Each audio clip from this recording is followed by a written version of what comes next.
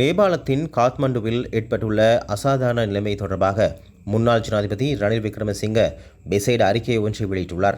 அதில் நேபாளத்தில் இளைஞர்கள் உட்பட இடம்பெறும் அனைத்து வகையான கொலைகளையும் கண்டிப்பதாக அவர் தெரிவித்துள்ளார். மேலும் நாடாளுமன்றத்தையும் நீதிமன்றத்தையும் எரித்தது நேபாள ஜனநாயகத்துக்கு மிகப்பெரிய அவமரியாதை என்றும் அவர் சுட்டிக்காட்டியுள்ளார். இந்நிலையில் இறுதியில் அரசியலமைப்பு இல்லாத நேபாளம் மட்டுமே எஞ்சியிருப்பதாகவும் நாட்டில் அமைதியை நிலைநாட்ட அரசியலமைப்பு தேர்தலை நடத்துவது நிர்வாகத்தை பொறுப்பேற்ற இராணுவத்தின் கடமையாகும் என்றும் ரணில் விக்ரமசிங்க வலியுறுத்தியுள்ளார்.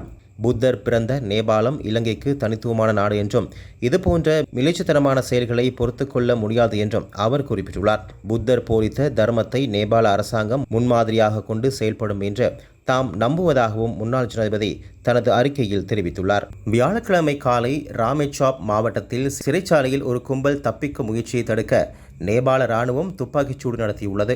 இதில் சுமார் 12 முதல் 13 கைதிகள் காயமடைந்ததாக அதிகாரிகளை மேற்கோள் காட்டி காத்மண்டு போஸ்ட் செய்தி வெளியிட்டுள்ளது. பாதுகாப்பு படையினர் துப்பாக்கிச்சூடு நடத்துவதற்கு முன்பு பல கைதிகள் உள்பூட்டுகளை உடைத்து பிரதான வாயிலை வலுக்கட்டாயமாக திறக்க முற்பட்டதாக ராமோச்சாப்பின் தலைமை மாவட்ட அதிகாரி ஷியாம் கிருஷ்ணா தாபாவை மேற்கோள் காட்டி காத்மண்டு போஸ்ட் கூறியுள்ளது. ராமேச்சாப் நகராட்சியின் 8வது விடுதியில் அமைந்துள்ள இந்த சிறையில் 300க்கும் மேற்பட்ட கைதிகள் உள்ளார்கள். அனைத்து கைதிகளும் அடக்கப்பட்டு நிலைமை தற்போது கட்டுக்குள் இருப்பதாக போலீசார் உறுதிப்படுத்தினார்கள். காத்மண்டு போஸ்டின் கூற்றுப்படி நேபாளத்தில் அண்மையில் சிறைச்சாலையிலிருந்து தப்பிக்கும் முயற்சிகள் அதிகரித்துள்ளன.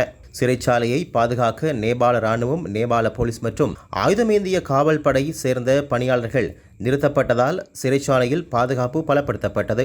இதற்கிடையில் நேபாள வரலாற்றில் மிகப்பெரிய சிறை உடைப்பில் நாடு முழுவதும் 25க்கும் மேற்பட்ட சிறைச்சாலையில் இருந்து 15,000க்கும் மேற்பட்ட கைதிகள் தப்பிச் சென்றதாக புதன்கிழமை மாலை வெளியிடப்பட்ட முதல்கட்ட அறிக்கையை மேற்கோள் காட்டி காத்மண்டு போஸ்ட் செய்தி வெளியிட்டுள்ளது.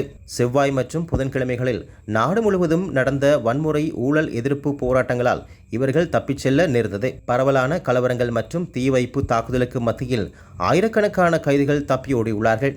வரி வருவாய் மற்றும் சைபர் பாதுகாப்பு குறித்த கவலைகளை காரணம் காட்டி முக்கிய சமூக ஊடக தளங்களுக்கு அரசாங்கம் தடை விதித்ததை தொடர்ந்து கடந்த செப்டம்பர் மாதம் 8ஆம் தேதி காத்மண்டு மற்றும் போகாரா, புட்வால் மற்றும் பெருகோஞ்ச் உள்ளிட்ட பிற முக்கிய நகரங்களில் தொடங்கப்பட்ட போராட்டங்களுக்கு மத்தியில் நிலைமை மோசமானது. தற்போது வரை பாதுகாப்பு படையினருடனான மோதல்களில் 30 பேர் வரை உயிரிழந்தார்கள் மற்றும் 1000க்கும் மேற்பட்டோர் காயமடைந்துள்ளார்கள். நேபாள ராணுவம் வெளியிட்ட அறிக்கையின்படி நிலைமையை கட்டுப்படுத்த காத்மண்டு உட்பட பல நகரங்களில் ஊரடங்கு உத்தரவு விதிக்கப்பட்டது. இது வெள்ளிக்கிழமை காலை வரை தொடரும். 2 துப்பாக்கிச்சூட்டு சம்பவங்களோடு தொடர்புடைய 2 சந்தேக நபர்களை கைது செய்துள்ளதாக போலீசார் தெரிவித்தனர். கடந்த 24ஆம் தேதி பொர்லஸ்கமுவ மாலனி புலத்சிங்கல மாவட்டத்தில் முச்சக்கர வண்டியில் வந்த அடையாளம் தெரியாத நபர் ஒருவரை சுட்டுக் கொன்ற குற்றத்தோடு தொடர்புடைய சந்தேக நபர் ஒருவர் நேற்று ரத்னலானை அத்திடிய பகுதியில் மேல் மாகாண தெற்கு குற்றப்பிரிவின் அதிகாரிகளால் கைது செய்யப்பட்டார். குறித்த துப்பாக்கிச்சூடு நடத்த வந்த முச்சக்கர வண்டியின் சாரதி சந்தேக நபர் என்று போலீசார் தெரிவித்துள்ளார்கள்.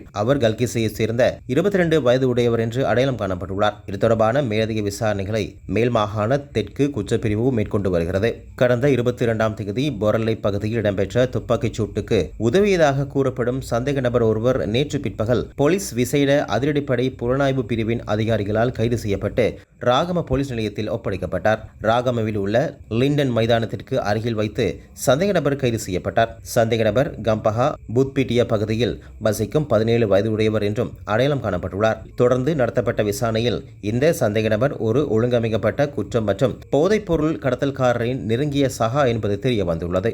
இது தொடர்பான மேலதிக விசாரணைகளை ராகம போலீசார் மேற்கொண்டு வருகின்றார்கள்.